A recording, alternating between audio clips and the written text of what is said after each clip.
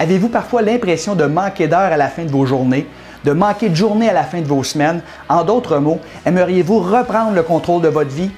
Bonjour, ici Patrick Leroux, expert en motivation et auteur du livre Secret des gens actifs, efficaces et équilibrés.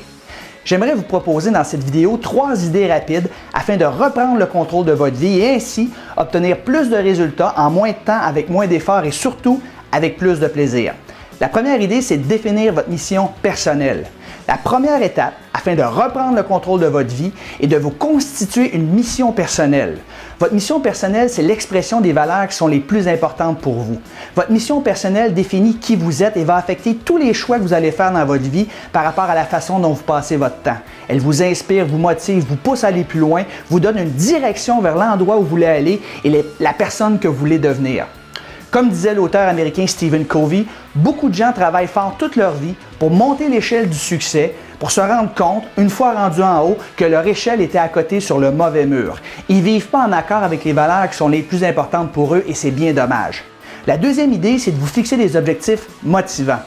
La deuxième étape afin de reprendre le contrôle de votre vie est de vous fixer des objectifs motivants qui sont en accord avec vos valeurs les plus importantes. Définir vos objectifs, c'est d'établir vos priorités. Vous pourrez par la suite décider des endroits les plus favorables où y investir votre temps. Lorsque vient le temps de se fixer des objectifs, évidemment, il est important de se fixer des objectifs à court, moyen et long terme dans tous les domaines de votre vie, soit le domaine professionnel, financier, personnel, la santé, social, intellectuel, spirituel et au niveau des acquisitions. La dernière étape consiste à planifier votre horaire du temps de façon hebdomadaire, selon vos priorités. Je parle ici du 20% de vos activités qui vous rapportent 80% de vos résultats.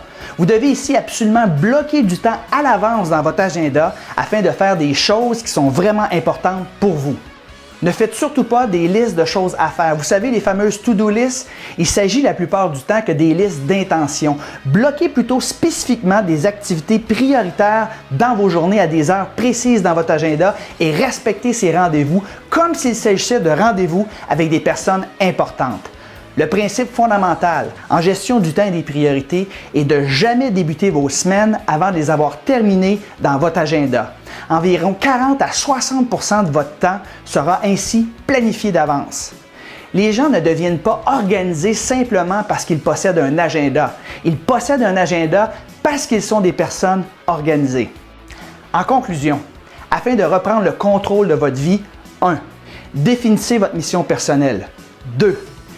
Fixez-vous des buts motivants dans tous les domaines de votre vie. Et 3. Planifiez votre horaire du temps selon vos priorités. Alors, mettez en application ces idées et je suis persuadé que vous également, vous obtiendrez plus de résultats en moins de temps, avec moins d'efforts et surtout avec plus de plaisir. Si vous désirez en savoir plus sur ce sujet, je vous invite à venir assister à mon séminaire public qui s'intitule « Secret des gens actifs, efficaces et équilibrés ». Sur ce, je vous souhaite bon succès